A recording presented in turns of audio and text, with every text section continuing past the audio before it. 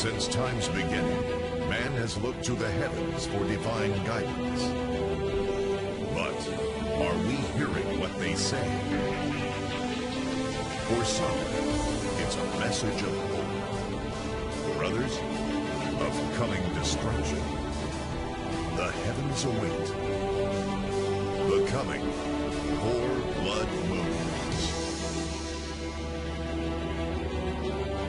This prophecy series is prompted by the prophecy of Joel, the 2nd chapter, and the prophecy of St. Peter, Acts chapter 2, and the recent discoveries released by NASA, the National Aeronautical Space Association, literally the best scientists in the world, predicting the coming 4 blood moons.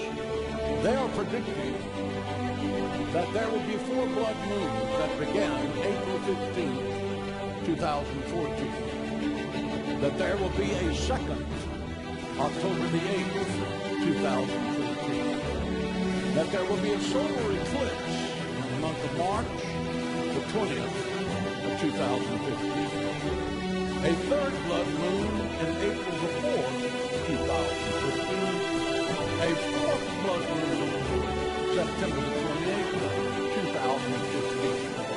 I want you to read my lips. These are massive predictions, not mine. Thank you. It is the Lord himself in the Bible who sets the dates for the 7 feasts of Israel. Passover has been set for thousands of years, as has Sukkot, which is the symbol of God's protection of the Jewish people while they were in the wilderness.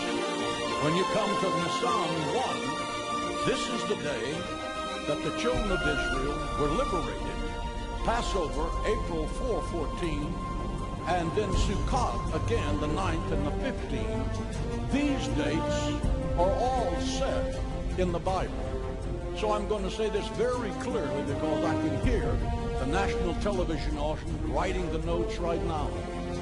None of these dates are mine. Half of them belong to God, and the other half belong to NASA. And they're both two reasonably intelligent sources of reference. Let's read the text, Joel 2:30 through 31. Ready?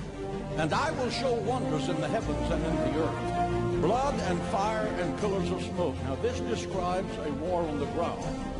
Now it speaks of signs in the heavens, verse 31. The sun shall be turned into darkness. Here you have that. And the moon into blood before the coming of the great and awesome day of the Lord.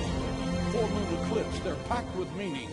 On April the 15th, 2014, the first day of Passover, 15 Nisan is the day that the Jewish people were delivered from Egypt's bondage and started for the Promised Land.